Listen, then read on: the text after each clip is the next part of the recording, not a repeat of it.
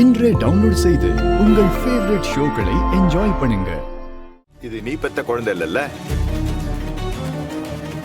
நியாயமா அந்த குழந்தை யாருக்கு ரத்த சொந்தம் இருக்கோ அவங்க கிட்ட தான் அது வளரணும். நீ பண்றது தப்பு. முதல்ல அந்த குழந்தை அவங்க கிட்ட ஒப்படைச்சிரு. என் வீட்டுல இப்படி எல்லாம் பிரச்சனை நடக்கிறத என்னால அனுமதிக்க முடியாது.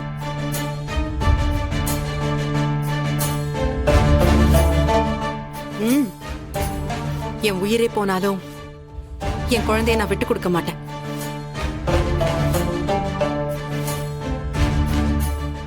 இவ ஏன் குழந்தை, நான் தான் அவளுக்கு அம்மா.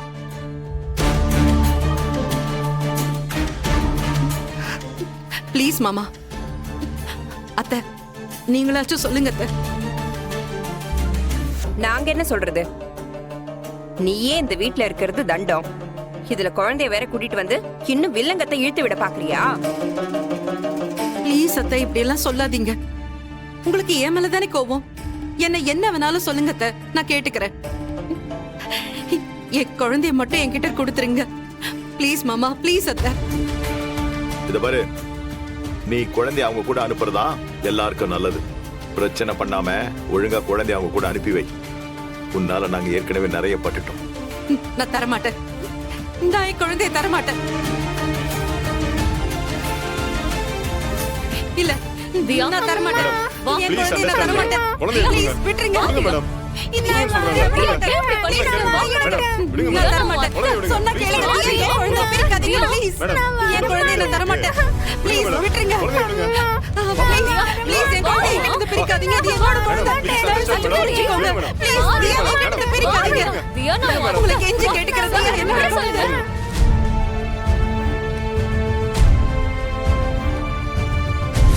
நான் என்ன போய் சொன்னேன்? வேண்டாங்க, நடிக்காதீங்க. நீங்க இப்படி என்ன ஏமாத்துவீங்கன்னு நான் கொஞ்சம் கூட எதிர்பார்க்கலங்க. லட்சுமி, நீ என்ன சொல்றேன்னு எனக்கு புரியல. உண்மையை சொல்லுங்க. இப்ப நீங்க நிஜமாவே கம்பெனில இருந்து தான் வரீங்களா? கேக்குறேன்ல, சொல்லுங்க. இப்ப நீங்க கம்பெனில இருந்து தான் வரீங்களா?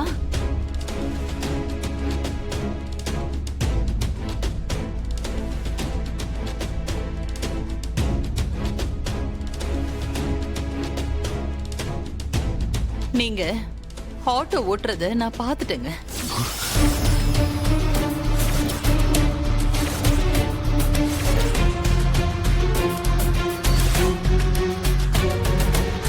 சொல்லுங்க, உங்களுக்கு வேலை போய் இதோட எத்தனை நாள் ஆச்சு? இல்ல, அது வந்து என்ன நினைச்சீங்க நீங்க? உங்களுக்கு வேலை போயிட்டா நான் உங்களை மதிக்க மாட்டேனா? உங்களுக்கு நான் சாப்பாடு போட மாட்டேனா? அப்படி இல்ல.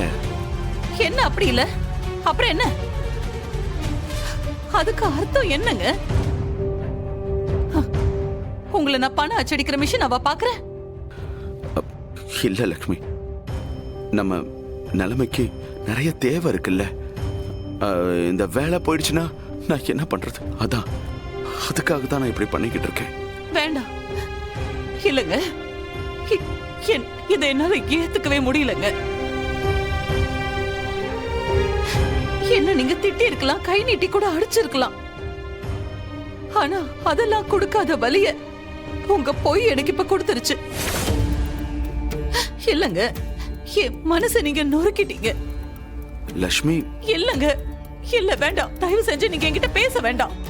எனக்கு எதுவும் கேட்கவும் வேண்டாம்.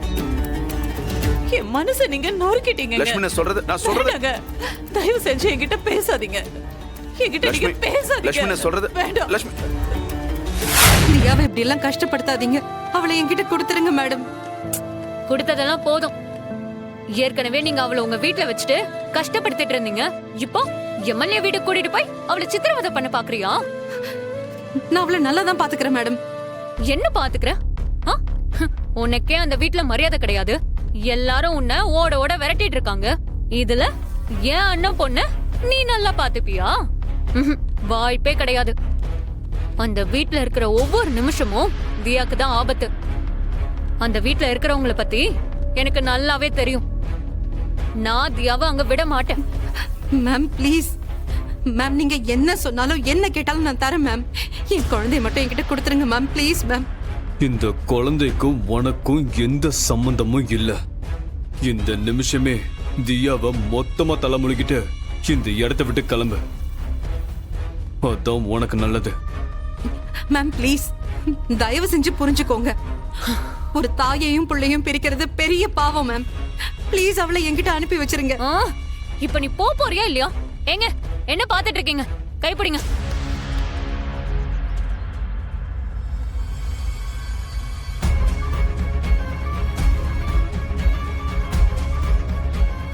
அம்மா அம்மா அம்மா அம்மா அம்மா. மோனிகா போலீஸ கூட்டிட்டு வந்து தியாவை அவங்க வீட்டுக்கு கூட்டிட்டு போயிட்டா அம்மா. எனக்கு என்ன பண்றதுன்னே தெரியலம்மா. நம்ம எல்லாமே எழுதி கொடுத்து தானே தியாவை கூட்டிட்டு வந்தோம். இப்ப எனக்கு கல்யாணம் ஆயிடுச்சு, அந்த வீட்டுல பிரச்சனை நடக்குது, அது இதுன்னு 1008 காரணத்தை சொல்லி தியாவை என்கிட்ட இருந்து பிரிச்சுட்டாங்க அம்மா. எனக்கு எனக்கு பைத்தியம் பிடிச்ச மாதிரி இருக்குமா. என்ன பண்றதுன்னே புரியல. அழுகிய நீ பாட்டு அழாத. என்ன நீ அவங்க தியாவை தூக்கிட்டு போயிட்டாங்கன்னு இங்க வந்து நின்னு அழுதுட்டு இருக்க? ஏமா நீ என்ன சின்ன குழந்தையா? எல்லாம் உன் கண்ணு முன்னாடி தானே நடந்துச்சு. நீ தானே கையெழுத்து போட்டு கொடுத்த. அப்போ லீகலா அந்த குழந்தை உன்னுடையதுதான். நீ தான் அந்த அக்ரிமெண்ட்ல கையெழுத்து போட்டிருக்க. அவங்க தூக்கிட்டு போனாலும் நீ போய் அவளை மீட்டு கொண்டு வரணும். என்ன பண்ணிடுவாங்க அவங்க? உன் உயிர் எடுத்துருவாங்களா? துளசி, என்ன கேட்டா நீ இன்னும் தியாவை உன் குழந்தையா நினைக்கவே இல்லை. அதனாலதான். மா, தியா ஏன் குழந்தைம்மா. அப்புறம் உன் குழந்தைய ஒருத்தன் தூக்கிட்டு போகும்போது உன்னால வேடிக்கை பார்த்துட்டு நிக்க முடியுமா? எந்த தாயும் அவளோட குழந்தைய யார்கிட்டயும் விட்டு கொடுக்க மாட்டா.